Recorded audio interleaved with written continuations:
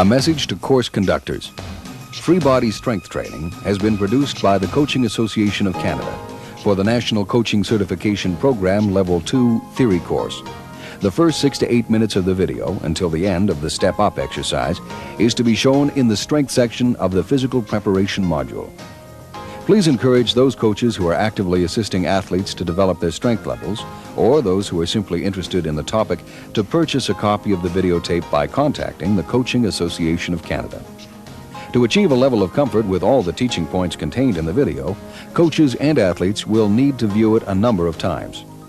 This video, the enclosed booklet, and the Level 2 Theory Manual should provide sufficient information for coaches to safely design and monitor a free body strength training program.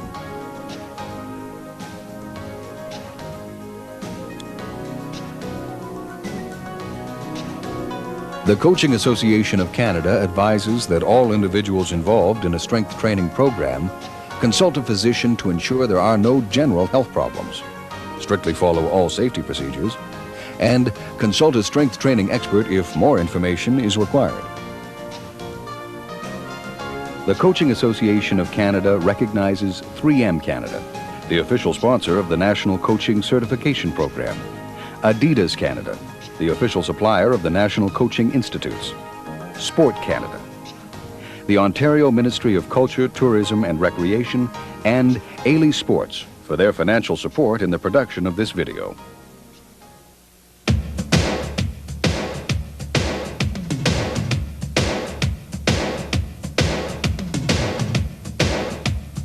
Every coach knows that it's a long way from a youngster's initial dreams to the actual fulfillment of those dreams. Many years and countless repetitions are essential to mastering sports skills and achieving one's capabilities. Along with discipline, mental toughness, and the spirit to compete, every athlete must possess certain physical characteristics.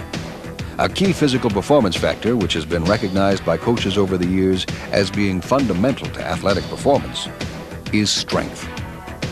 This free body strength training video is a unique teaching tool designed for coaches to use with their athletes who are interested in strength training. It focuses on 7 free body exercises and is ideal for both male and female athletes interested in a total body strength program.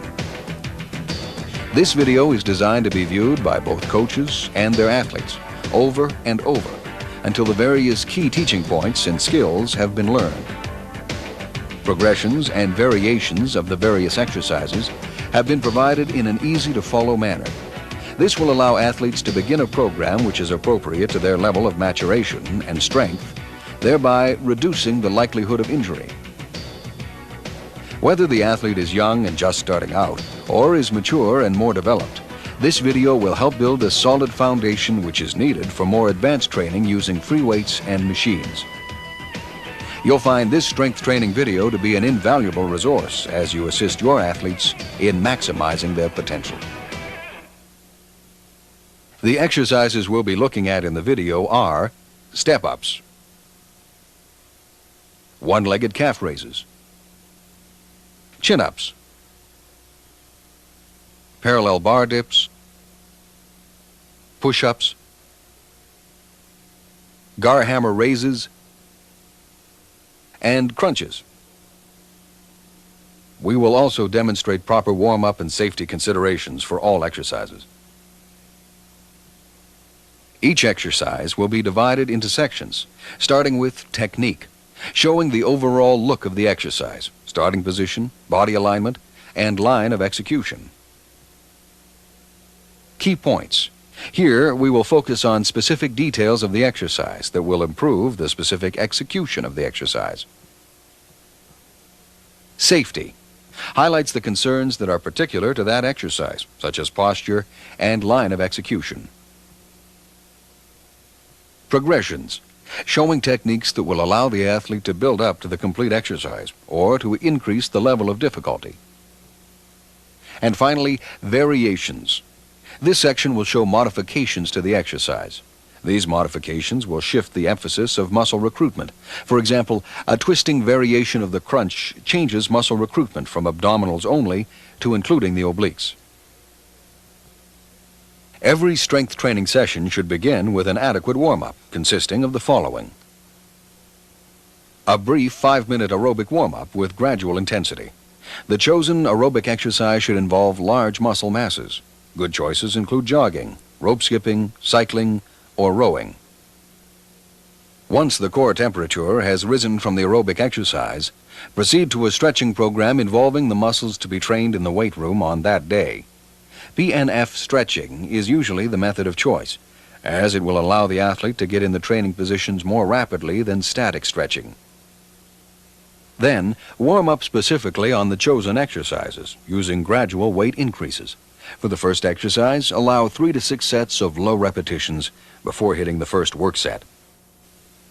Providing a workout is properly sequenced, you will need to warm up specifically only on the first 2 exercises at most. The points to remember for a good strength training warm-up are: increase the core temperature, increase the range of motion, warm up specifically on the chosen exercise by gradually increasing the resistance before performing your work set. We'll now present you with some basic safety guidelines. Before beginning a strength training exercise, it's recommended that a qualified health practitioner be consulted. Always train in a supervised area. A qualified strength coach can help you avoid injury by ensuring that proper biomechanical positions are used.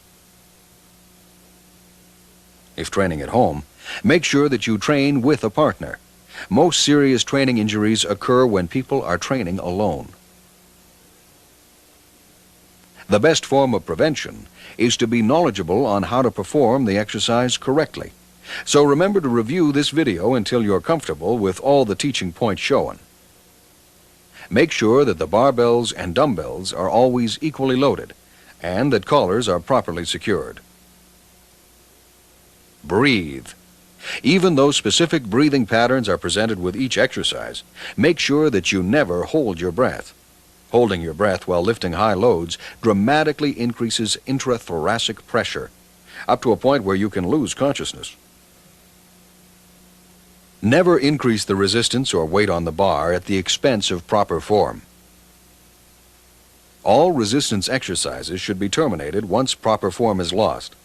Continuing the exercise with improper technique is an invitation to injury. It is important not to jerk or twist the body to lift the weight. While spotters are recommended for all exercises, they should always be used when the lift begins with an eccentric contraction, as in the squats and bench presses. This will prevent an athlete from getting pinned under a high resistance or weight. And finally, unless otherwise specified, always keep the head in a neutral position in line with the torso. Our first exercise will be the step-ups. The muscles used in step-ups are the quadriceps, hamstrings, gluteus maximus, erector spinae, gastrocnemius, soleus, and abdominals. Many sports require these muscles to be very strong. Sports involving sprinting, jumping, and sports where powerful hip and knee extensions are needed will all benefit from step-up training. Now, let's take a look at the technique for step-ups. The starting position requires the athlete to stand facing a bench with a barbell across the shoulders, with the toes pointing slightly outward. The non-dominant or weakest leg should first be placed on the bench. The posture is upright and relaxed. The chin should be slightly up. The eyes should be focused on a point on the wall that is slightly higher than eye level in order to maintain proper neck alignment. The ascent begins smoothly. Using the hip and knee extensor strength of the step-up leg, the athlete should climb up on the bench. The back leg should not come in contact with the bench and should remain lightly flexed at the top. The working knee is just short of lockout. For the descent, the athlete bends the step-up leg to initiate the downward movement. When the foot of the back leg makes contact with the ground again, the knee should be bending to alleviate pressure on the lower back. Through the descent, the athlete inhales. The athlete should exhale through the mouth during the ascent. To ensure symmetry, there should be equal sets and reps for each leg. Here are the key points for step-ups. The descent must be absorbed upon landing, and the trunk should be held as erect as possible throughout the movement. The hips should stay under the shoulders as much as possible. The descent must be slow and steady, even in the first few centimeters of travel. The athlete's focus should be on keeping the knee slightly outward during both the ascent and descent, as this will ensure that the knee is working in its natural groove. During the ascent, the knee should not come in towards the midline of the body. Here are the safety points for step-ups. The lower back and abdominal muscles must not be fatigued prior to performing step-ups, as technical breakdown will occur. The athlete should look up slightly. Looking up in an exaggerated fashion disrupts the natural curves of the spine and can result in muscular trauma. Here are the variations for step-ups. Some variations include using dumbbells to decrease the height of the load in relation to the center of gravity. Thus, the involvement of the lower limb increases.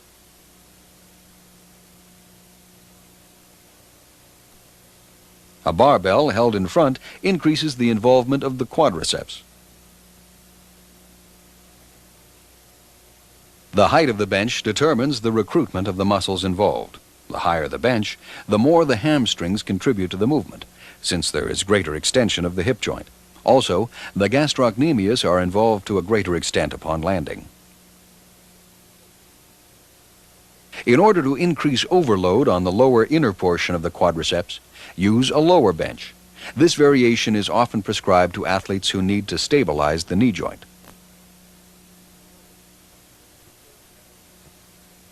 One-legged calf raises. The muscles involved here are the gastrocnemius and the soleus.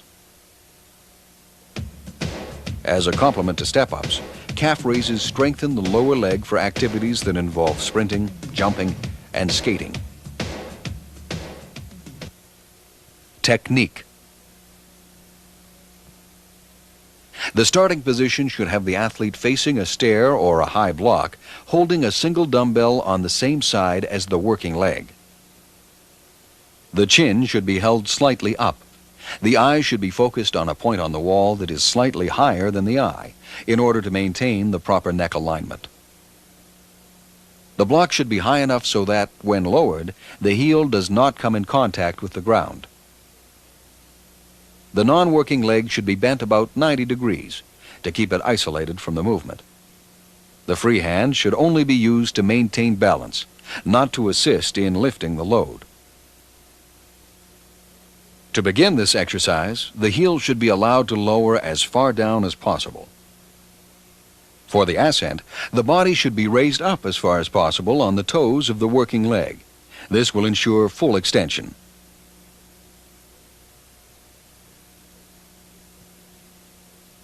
Key points. Breathing should be through the mouth, exhaling during the ascent, inhaling during the descent. A 1 to 2 second count should be used while in the bottom position to ensure optimal stretch. The trunk should be held as erect as possible throughout the movement. To ensure symmetry, there should be equal sets and reps for each leg.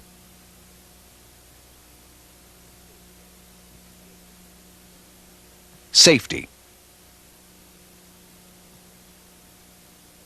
The descent should be kept slow, even in the first few centimeters of travel, to prevent bouncing. Variations. The exercise can be performed from a flat foot position. This is used by athletes who need to strengthen the top portion of the range of motion.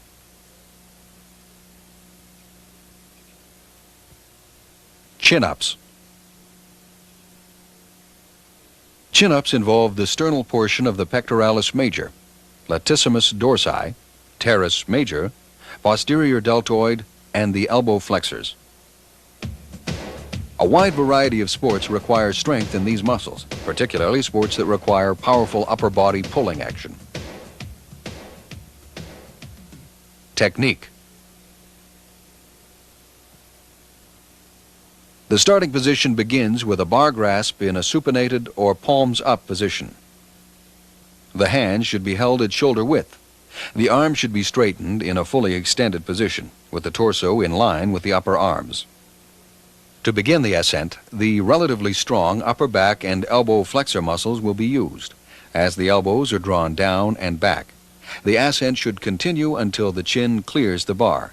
It's important to remember that during the ascent, the athlete should inhale. Upon descent, exhaling begins and the trunk should come back to an upright position. As the descent is completed, the arm should be fully extended and the shoulder blades should be elevated. Key points.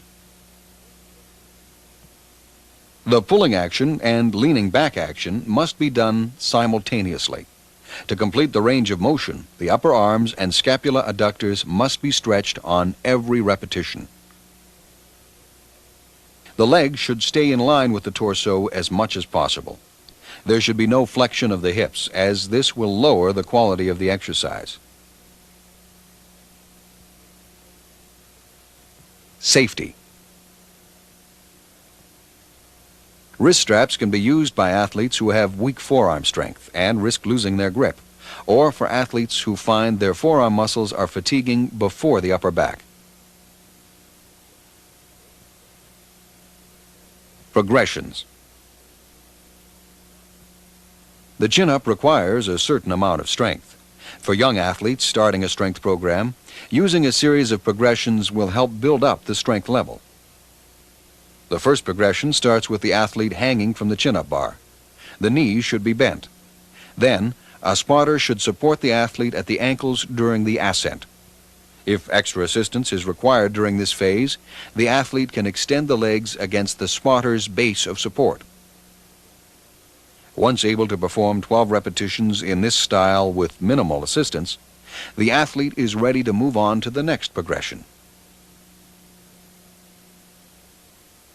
In this progression, the same position is used, but this time only one ankle should be in the spotter's hands. The extra weight of the free leg will increase the overload on the muscles. When 12 repetitions can be performed with minimal assistance, the athlete can move on. Here, the position is the same, but this time the spotter will hold the waist. As the athlete strengthens, he or she will require assistance only in certain parts of the range of motion. During this portion of the movement, the spotter should offer only enough assistance to help in clearing the bar.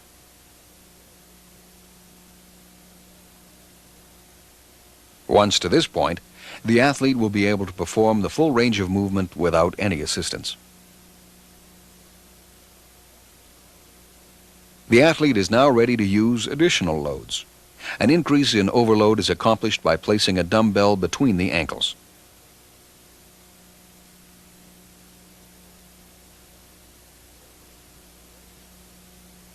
Variations. There are many variations of this exercise that can be used. For instance, to provide a greater overload for the shoulder extensors, use a narrow parallel grip.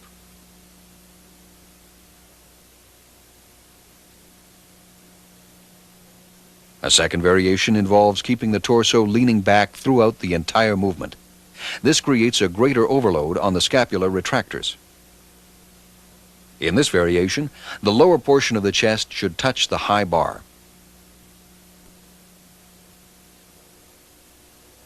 A third variation involves using a narrow pronated grip during the chin-ups. This increases the amount of overload on the brachialis and brachioradialis muscles.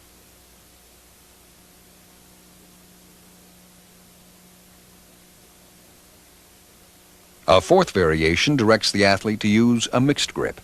Here, the bar is gripped with the left hand using a supinated grip, and the right hand is in the front using a pronated grip. With this variation, a greater portion of the load is on the athlete's left arm. The stronger the athlete, the wider the grip.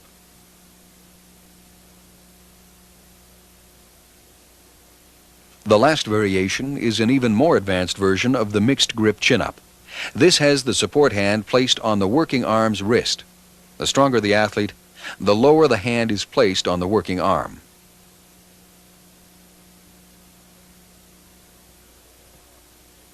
Parallel bar dips. The muscles involved are the triceps, sternal portion of the pectoralis major, anterior deltoid, serratus magnus, and the long head of the biceps. Many sports require strong shoulder flexion and elbow extension. All sports which use the power of the upper body and arms can benefit from parallel bar dips. Technique. The exercise begins with the arms fully extended. If the parallel bars are not very high off the floor, the knees may have to be bent so that the feet don't make contact with the floor upon lowering.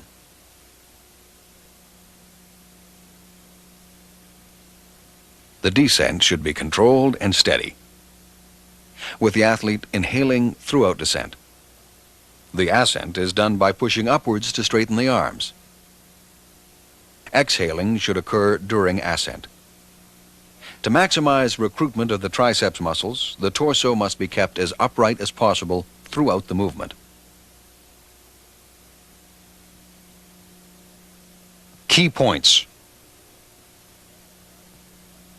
Emphasize full range of motion by ensuring that the forearms come in contact with the upper arms in the bottom position. It is important to remember that the ascent should stop short of full elbow lockout.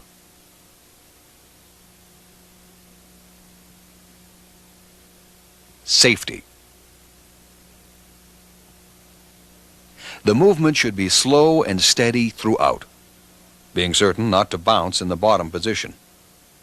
Remember, the athlete should inhale during descent and exhale during ascent.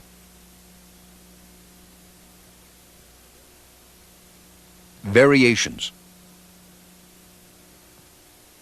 For variation, the elbows can be kept out to the sides. This increases the proportion of overload on the pectoralis major. Push-ups. As with parallel bar dips, the push-up works the triceps, serratus magnus, pectoralis major, anterior deltoid, and the long head of the biceps. Sports benefiting from the development of these muscles involve powerful upper body movements. Technique. Here is the starting position, with the hands slightly wider than shoulder width apart. Fingers are spread to increase the base of support. The fingers should be pointed forward. The torso is straight and in line with the lower limbs, while the neck is in line with the torso. To begin the descent, the whole body is lowered under control until the chest gently comes in contact with the ground. As the body is lowered, the athlete inhales. There should be no bouncing in the bottom position. For the ascent, the whole body is pushed upward in a smooth fashion by pressing evenly with both arms. Throughout the ascent, the athlete exhales smoothly. Elbows stop short of lockout to maintain tension on the triceps muscles. Safety. When muscular failure is nearing, the athlete can simply put one knee on the floor for support. Variations. One variation has a wider hand spacing, which increases the overload on the pectoralis major. However, the integrity of the shoulder should not be compromised by too wide a grip. Do not exceed 80 centimeters. A second variation that maximizes recruitment of the triceps muscles has the spacing narrowed down to a point where the chin is lowered to touch in between the hands.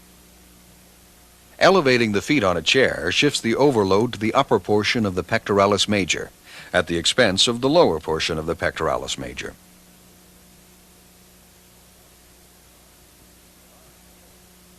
Garhammer races. Garhammer races involve the subumbilical portion of the rectus abdomini. Sports requiring abdominal or core body strength will benefit from this exercise.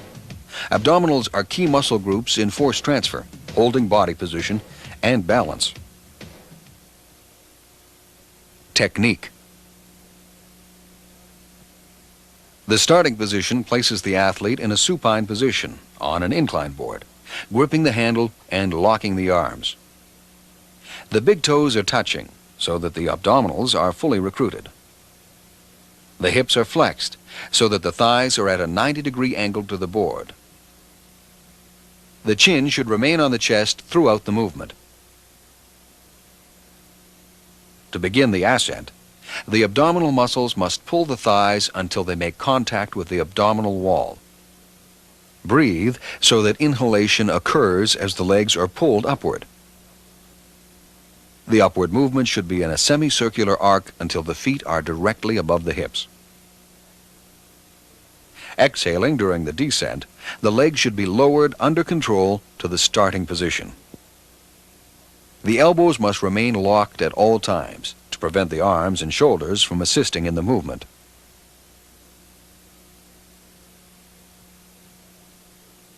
Key points. The pelvis should remain tilted upward, and the hip should not be lowered past 90 degrees, as this would allow the hip flexors to minimize the involvement of the abdominal muscles. Pointing the feet straight away decreases the effectiveness of this exercise by recruiting the hip flexors. Progressions. As the athlete strengthens, he or she can progress by increasing the overload in several ways. First, the height can be increased at the top end of the incline board. This progression can continue to the point where the exercise is performed from a chin-up bar. At this point, straps will probably be needed to help the athlete hang on to the bar. Second, resistance can also be increased by holding a light dumbbell between the feet or by wearing ankle weights.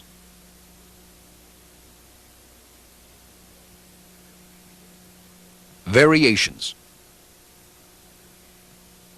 A variation of this would have the athlete using a twisting motion. This would involve the action of the obliques and transverse abdominal muscles.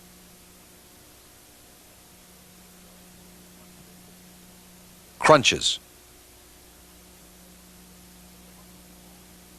The muscles involved in this exercise are the upper portion of the abdominals. Crunches complement the Garhammer raises by strengthening the core muscle groups. In addition, crunches assist in sports involving overhead upper body action. Technique. Setup is very important for proper crunches. The key, as in all abdominal training, is to eliminate the hip flexors in order to maximize the involvement of the abdominals. To do this, the athlete lies on the floor with the feet up on the exercise bench, with knees and hips bent. The hamstrings should be contracted isometrically by pressing down on the bench with the heels. The feet must be turned in, with the big toes touching each other. The chin stays on the chest. The hips are flexed so that the knees are slightly closer to the chest than the hips. To begin, the torso is pulled up by using the upper abdominal muscles. The shoulders should be forced towards the legs, thereby shortening the torso. The athlete should exhale during this phase. The ascent should continue until a 40-degree angle is achieved, or about halfway between sitting up and lying down. It is important not to exceed this point, as other muscles will be called into play. During descent, the athlete should inhale, the back should remain rounded, and the chin should remain on the chest. Key points. A key point to remember is that the pelvis must be tilted upward. Also, there should be no bouncing on the floor or quick jerking. Smooth, steady movements are the key. Progressions. There are 6 levels of progressions in executing crunches. The easiest has the hands held at the sides. The next progression has the hands crossed on the chest.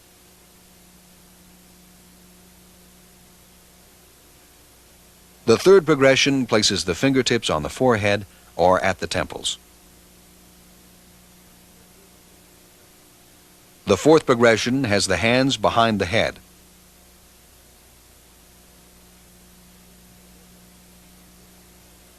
In the fifth progression, the hands grab the collar at the back of the shirt.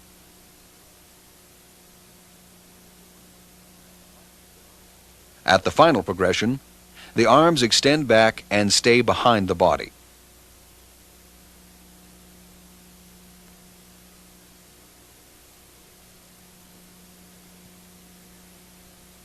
Variations. Some variations of crunches include using a twisting motion, which involves the obliques and transverse abdominal muscles.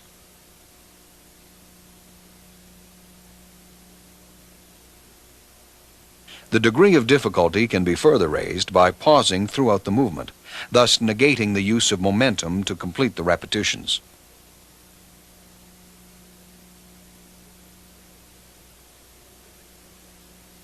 This concludes the instructional section of the video. Please review sections of the video that you or your athletes are not clear on before attempting any of the exercises. Also, remember to refer to the video's instructional booklet, which will provide you with important information on how to design a strength program and get your athletes started safely. By incorporating these free body exercises into your athlete's training program, you will be building a solid foundation, which is critical if your athletes would like to move on to a more advanced strength training program using free weights and machines. For information on how to purchase this strength training video and other coaching-related resources, please call the Coaching Association of Canada at 613-748-5624.